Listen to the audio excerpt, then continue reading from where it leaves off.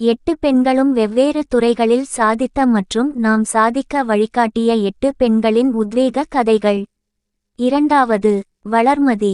இஸ்ரோ நிறுவனத்தின் செயற்கைக்கோள் திட்டங்களில் தொலையுணர்வு செயற்கைக்கோள் திட்டத்தின் முதல் பெண் இயக்குனர்.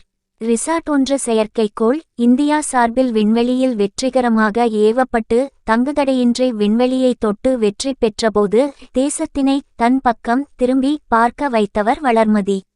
இஸ்ரோவில் இணைந்து பணியாற்றி ரேடார் இமேஜ் சாட்டிலைட் ரிசாட்-1 திட்ட இயக்குனராக பணியாற்றினார். இவர் தமிழகம் அரியலூரினைச் சேர்ந்தவர். கடந்த 50 ஆண்டுகளுக்கு முன்பு பெண்கள் படிக்க அனுமதி கிடையாது. அப்பேற்பட்ட பின் தங்கிய இந்த பகுதியிலிருந்து உலக அளவில் அறிவியல் விஞ்ஞானியாக தடம் பதிக்கிறார். அவர் பணியில் சேர்ந்தபோது 25க்கும் குறைவான பெண்களே இஸ்ரோவில் பணிபுரிந்தார்கள்.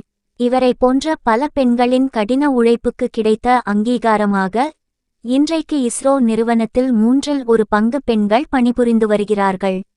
பள்ளியில் தமிழ்வழி கல்வியில் படித்தவர். கிராமத்தில் படித்தவர் விஞ்ஞானியாக முடியாது என்பதை உடைத்து எறிந்து பல மாணவர்களுக்கும் பல பெண்களுக்கும் நம்பிக்கை நட்சத்திரமாக இருக்கிறார் வளர்மதி.